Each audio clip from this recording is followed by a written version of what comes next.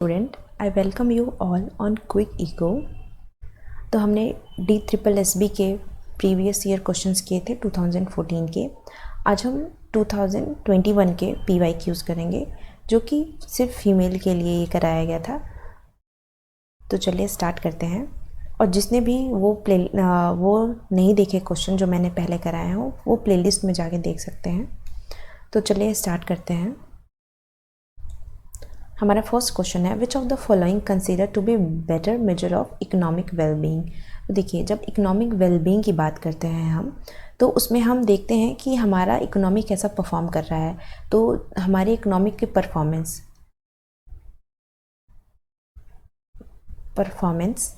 और वो भी कब का परफॉर्मेंस, जो कि करेंट प्राइस पे हो, यानी जो कि कांस्टेंट प्राइस पे हो, यानी कि जो भी हम गुड्स एंड सर्विसेज प्रोड्यूस कर रहे हैं वो एट अ कांस्टेंट प्राइस। क्योंकि अगर वेरिएशन होगा तो हम उसमें हमें बहुत ज़्यादा वेरी अगर होगा तो हम उसमें परफॉर्मेंस को नहीं कैलकुलेट कर सकते हैं। तो इसीलिए हम कांस्टेंट प्राइस पे रियल जीडीपी को ही हम देखते हैं। तो इसीलिए जो बेटर मेजरमेंट है वो रियल जीडीपी ही है। देखिए, नॉमिनल जीडीपी को हम करंट प्राइस पे देखते हैं, यानी कि जितने भी प्रोडक्शन हुए हों उसका हम करंट प्राइस पे देखते हैं। Potential GDP as a natural GDP भी ट्रीट की जाती है, और तो इसलिए रियल जीडीपी हमारा करेक्ट आंसर होगा। अब हम चलते हैं नेक्स्ट क्वेश्चन पे। एक बार मैं इसको क्लीन कर दूँ। नेक्स्ट क्वेश्चन है हमारा कि फैमिली का जो इनकम है वो 8,000 रुपीज़ है और वो स्पेंड करता है कंजम्पशन पे अपने 4,000 रुपीज़। तो what is the value of average propensity to consume. तो इसको चलिए करते हैं। तो देखिए, एवरेज प्रोपेंसिटी टू कंज्यूम का जो फॉर्मूला होता है, यानी कि C/Y, कंजम्पशन अपॉन इनकम।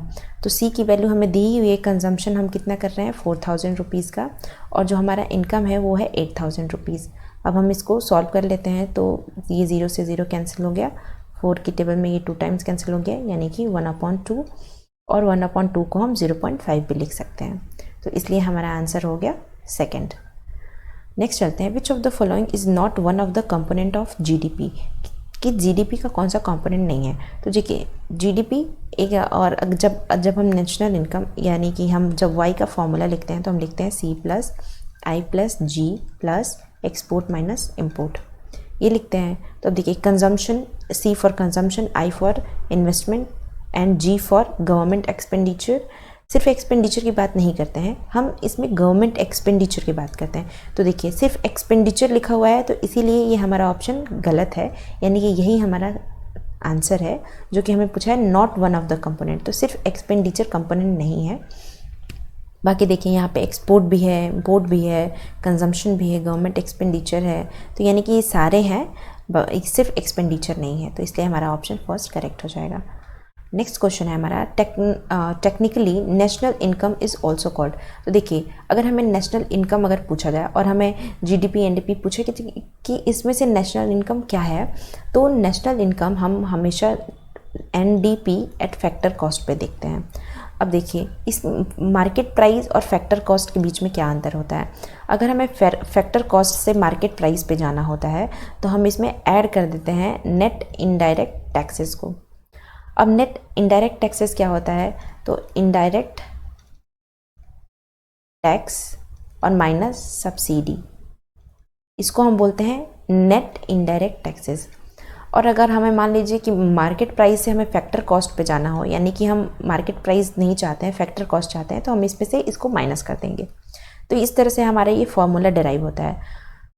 तो नेट फैक्टर कॉस्ट एट, मतलब एनडीपी एट फैक्टर कॉस्ट, इसी को हम टेक्निकली नेशनल इनकम भी कह सकते हैं, क्योंकि हमारे डोमेस्टिक मतलब हम इसमें नेट निकालते हैं पूरा। अब आगे मैं आप लोगों को और भी क्वेश्चंस आएंगे जिसमें मैं आप लोगों को समझाऊंगी कि जीडीपी और एनडीपी, इन सब में क्या डिफरेंस होता है। नेक्स्ट, अभी ये वाला क्वेश्चन देख लेते हैं। According to new Keynesian economics which of following factor does not cause sticky price, यानी कि कौन सा फैक्टर स्टिकी प्राइस का कारण नहीं है। तो कीनशियन इकोनॉमिक्स ने स्टिकी प्राइस, न्यू कीनशियन ने स्टिकी प्राइस दिया था, जिसमें वो उन्होंने बताया था कि मेन्यू कॉस्ट जो है ये हमेशा बदलता रहता है, कोऑर्डिनेट फेलियर मॉडल भी दिया था और एग्रीगेट डिमांड एक्सटर्नलिटीज़ की भी बात की थी कि ये सारे जो जितने हैं ये स्टिकी प्राइस का कारण बनते हैं, लेकिन जो कंजम्पशन एक्सपेंडिचर है ये किसी भी तरह का स्टिकी प्राइस का कारण नहीं है, इसीलिए हमारा ऑप्शन बी करेक्ट हो जाएगा। नेक्स्ट क्वेश्चन चलते हैं। अगर आप लोगों को जानना है कि किन्जियन इकोनॉमिस्ट कौन है, क्लासिकल कौन है, तो आप मुझे कमेंट सेक्शन में बताइएगा। मैं आप लोगों को एक अलग वीडियो में, सेपरेट वीडियो में बताऊंगी इसके डिफरेंसेस। अब देखिए, which of the following statement are correct regarding personal income, यानी कि पर्सनल इनकम के लिए क्या करेक्ट है।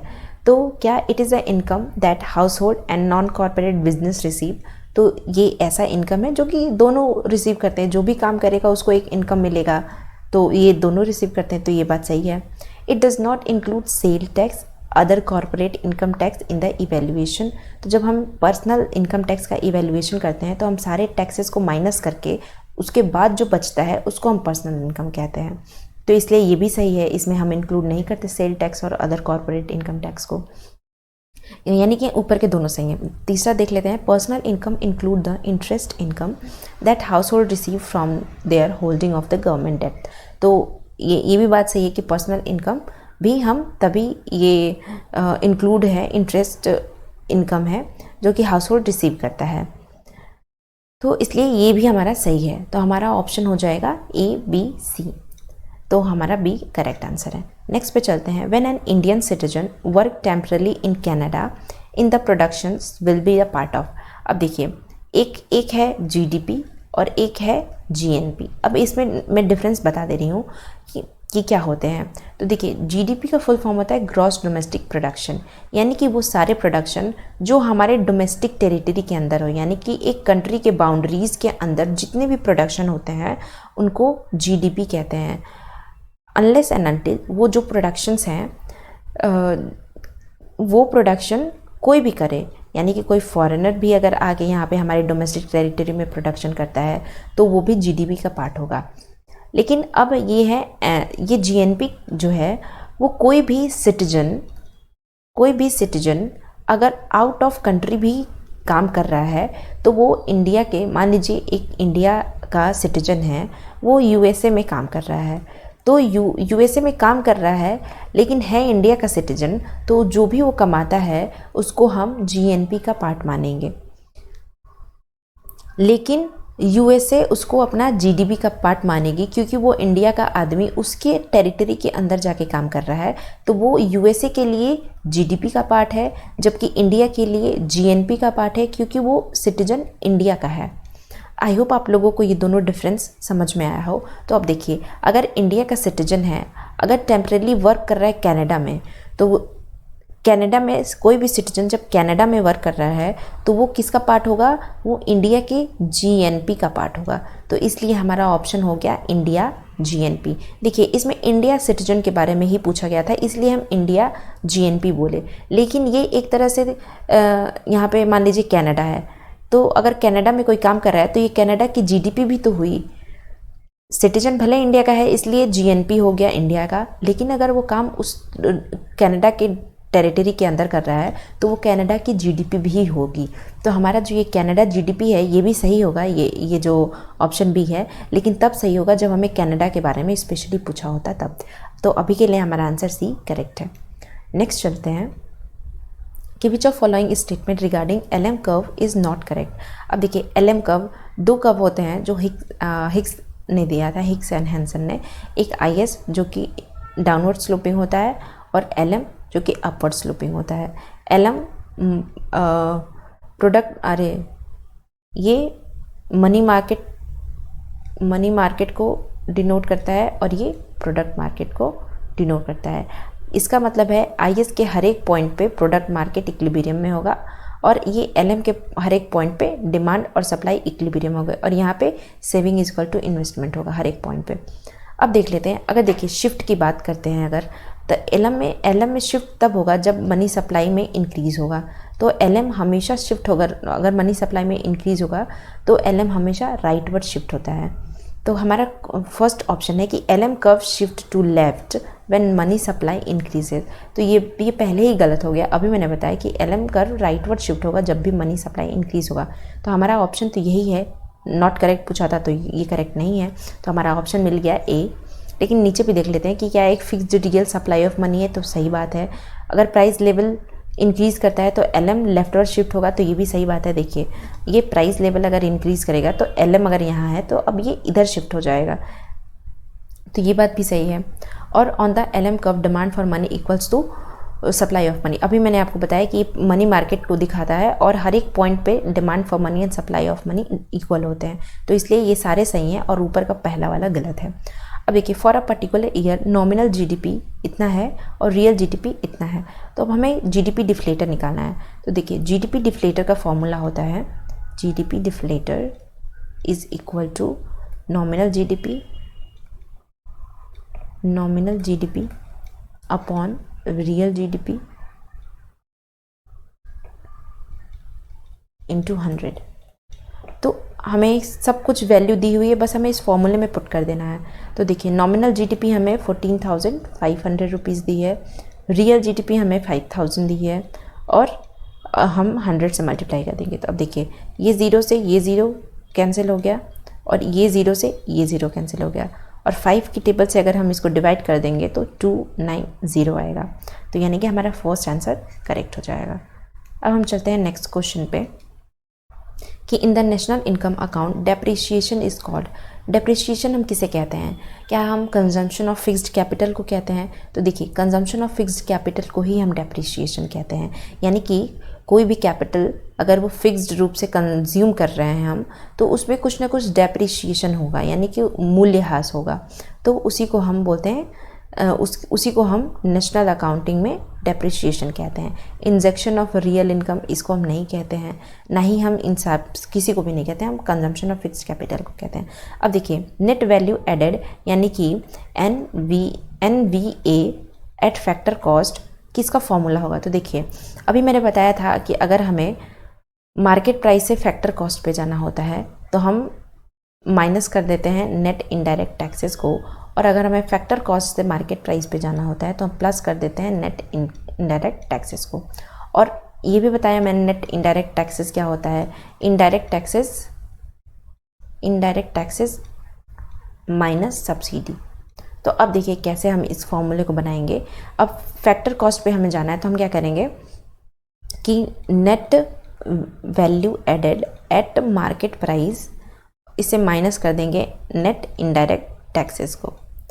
अब हम इसको नेट इनडायरेक्ट टैक्सेस का फॉर्मूला यहाँ पे हम पुट कर देंगे कि NVA at market price minus indirect taxes minus subsidy. यही हमने पढ़ा था अभी। अब इसको हम अगर और अच्छे से लिखें NVA at market price minus, अगर ब्रैकेट के अंदर इसका मल्टीप्लिकेशन करेंगे तो माइनस इनडायरेक्ट टैक्स हो जाएगा, इनडायरेक्ट टैक्स, और ये प्लस, ये माइनस और ये माइनस प्लस बन जाएगा प्लस सब्सिडी। तो इस तरह से हमने इसको बना लिया। तो यानी कि यहाँ पे है हमें सेकेंड वाले ऑप्शन में मिल रहा है कि net value added at market price minus indirect taxes plus subsidy. तो हमारा आंसर बी करेक्ट हो जाएगा। अब हम नेक्स्ट क्वेश्चन पे चलते हैं कि the total personal income that household receive consist of income created from production and. अब देखिए जो टोटल पर्सनल इनकम है जो हाउस होल्ड रिसीव करता है, ये क्या क्या कंसिस्ट करता है? इनकम क्रिएटेड फ्रॉम प्रोडक्शन, यानी कि जो इनकम प्रोडक्शन से क्रिएट हुए हो वो और जो transfer payment from the government, और जो गवर्नमेंट से पेमेंट ट्रांसफ़र किया गया है वो, इन दोनों को हम इंक्लूड करते हैं टोटल पर्सनल इनकम में। तो इसलिए हमारा ऑप्शन ए करेक्ट हो जाएगा। नेक्स्ट क्वेश्चन है in which of the following condition inflation rate remain constant, यानी कि किस कंडीशन में इन्फ्लेशन रेट कांस्टेंट होता है? तो जहाँ भी हमारा natural real GDP actual real GDP के इक्वल हो जाएगा वहाँ पे इन्फ्लेशन रेट कांस्टेंट हो जाएगा। तो इसलिए हमारा ऑप्शन ये लास्ट डी में है कि real GDP equals actual GDP. तो हमारा आंसर डी करेक्ट हो जाएगा। नेक्स्ट क्वेश्चन पे चलते हैं कि net domestic product calculating using the following formula, यानी कि नेट डोमेस्टिक प्रोडक्ट को हम कैसे कैलकुलेट कर सकते हैं, किस फार्मूले के यूज़ पे कर सकते हैं। देखिए अभी मैंने आपको बताया कि अगर आपको G से N पे जाना हो तो हमेशा यानी कि ग्रॉस में जब हम डेप्रिसिएशन माइनस करते हैं तो हमें नेट मिल जाता है, ठीक। तो यानी कि हमें देखिए NDP है तो DP सेम रहेगा, और इसको अगर हम फॉर्मूला पे NDP लेना चाहते हैं तो यानी कि हम GDP में से अगर हम डेप्रिसिएशन को माइनस कर देंगे तो हमें नेट मिल जाएगा, यानी कि NDP मिल जाएगा। तो इसलिए हमारा ऑप्शन B करेक्ट होगा। मैं आप लोगों को एक और चीज़ बता दे रही हूँ जिससे हमारे क्वेश्चंस गलत नहीं होंगे। ऐसे देखिए, पहला तो ये कि अगर हमें GDP से NDP पे जाना हो तो देखिए ग्रॉस में ये D और P सेम रहेगा, और यहाँ पे सिर्फ G में माइनस कर देंगे डेप्रिसिएशन को तो N पे पहुँच जाएंगे, यानी कि ग्रॉस में अगर डेप्रिसिएशन माइनस कर देंगे तो नेट पे पहुँच जाएंगे, और बाकी डोमेस्टिक प्रोडक्ट दोनों में सेम रहेगा। ऐसे ही अगर हम GNP में NP हमारा अगर सेम रखेंगे और सिर्फ डेप्रिसिएशन को माइनस कर देंगे तो हम नेट पे पहुंच जाएंगे। तो यानी कि GNP में अगर डेप्रिसिएशन माइनस करेंगे तो हम NNP पे पहुंच जाएंगे। तो ये याद रखिएगा, इससे आप लोगों के क्वेश्चंस गलत नहीं होंगे। नेक्स्ट क्वेश्चन है कि treasury bill replaced 91 days treasury bill in 1997, यानी कि किस ट्रेजरी बिल को रिप्लेस करके 91 डेज का कर दिया गया था 1997 में। तो वो 14 डेज़ की ट्रेजरी बिल थी जिसको बदल के 91 डेज से रिप्लेस कर दिया गया था। अब देखिए ट्रेजरी बिल होती क्या है, ये एक मनी मार्केट का इंस्ट्रूमेंट है, इंस्ट्रूमेंट जो कि इशू कौन करता है, गवर्नमेंट ऑफ इंडिया करती है, और ये अप टू 1 ईयर के लिए ही होता है। अब देखिए इसमें 3 टेन्योर्स होते हैं, यानी कि 1 साल के अंदर एक तो 91 डेज़ का पीरियड होता है, एक 182 डेज़ का पीरियड होता है, और एक 364 डेज़ का पीरियड होता है। तो यानी कि ये जो पहले 14 डेज़ का भी था जिसको 91 डेज से रिप्लेस कर दिया गया, तो इसलिए ऑप्शन सी रहेगा। Which of the following, next question है, which of the following result due to the decrease in marginal propensity to save. अब देखिए अगर हम मल्टीप्लायर का फॉर्मूला देखें तो K = 1/1 - MPC, और हमें पता है कि MPC और plus MPS marginal propensity to consume और मार्जिनल प्रोपेंसिटी टू सेव एक के बराबर होता है। तो अगर और K हम इसको इस तरह भी लिख सकते हैं MPS, तो K और MPS में इन्वर्स रिलेशन होता है। तो अगर MPS डिक्रीज करेगा तो क्या होगा, हाई मल्टीप्लायर वैल्यू होगा, यानी कि अगर ये डिक्रीज होगा तो मल्टीप्लायर की वैल्यू हाई हो जाएगी, और अगर ये इंक्रीज करेगा तो मल्टीप्लायर की वैल्यू लो हो जाएगी। तो इसलिए हाई मल्टीप्लायर वैल्यू हमारा आंसर करेक्ट हो जाएगा। अब हम चलते हैं अपने नेक्स्ट क्वेश्चन पे।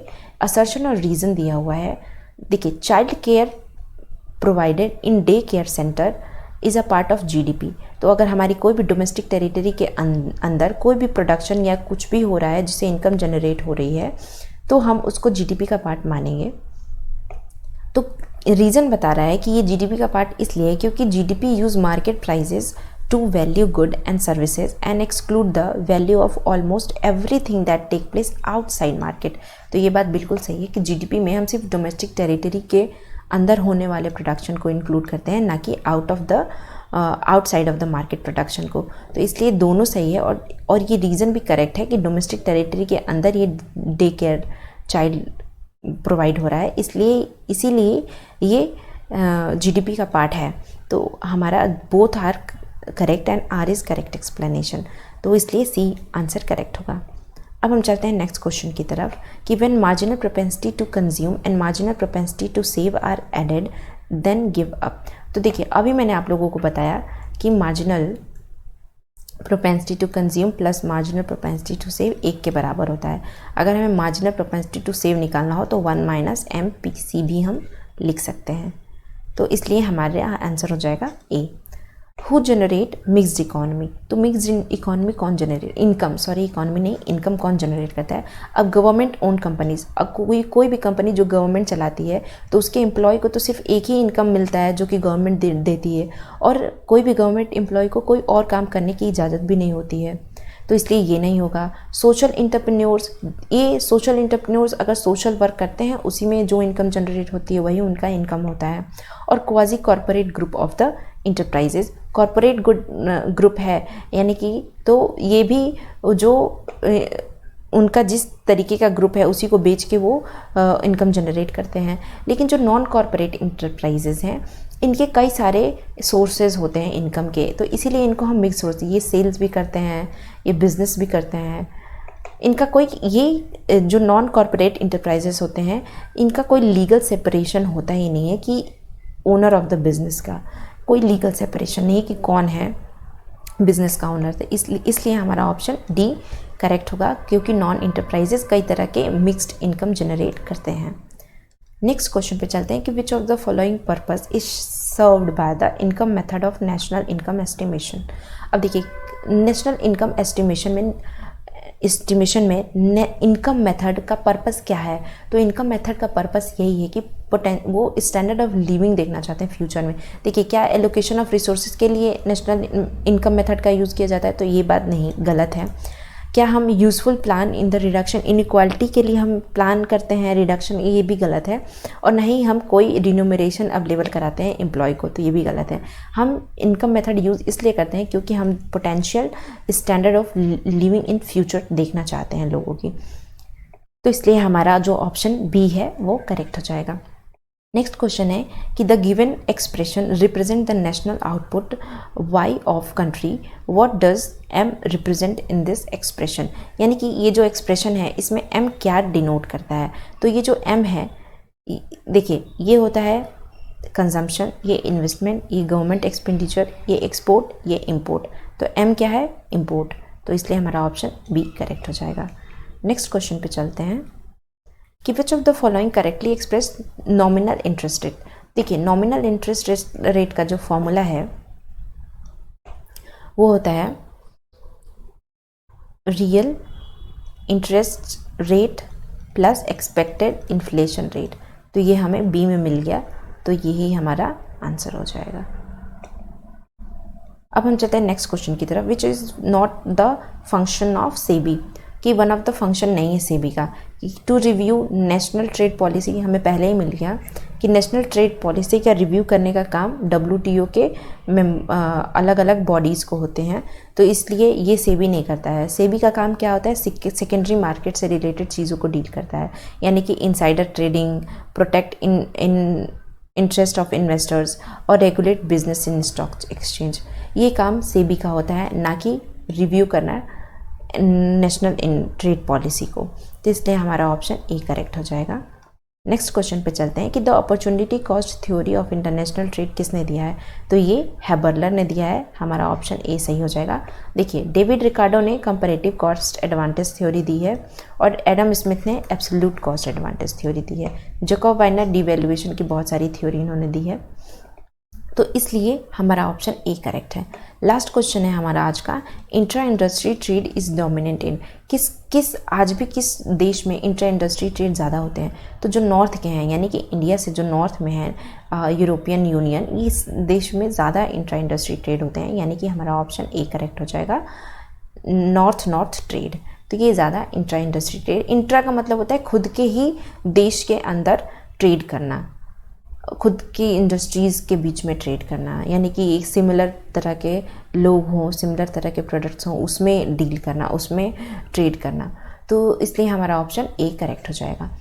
तो हमने आज 25 क्वेश्चंस कंप्लीट किए, फर्दर वीडियो में हम और भी क्वेश्चंस कंप्लीट करेंगे, तो thank you so much students and stay tuned.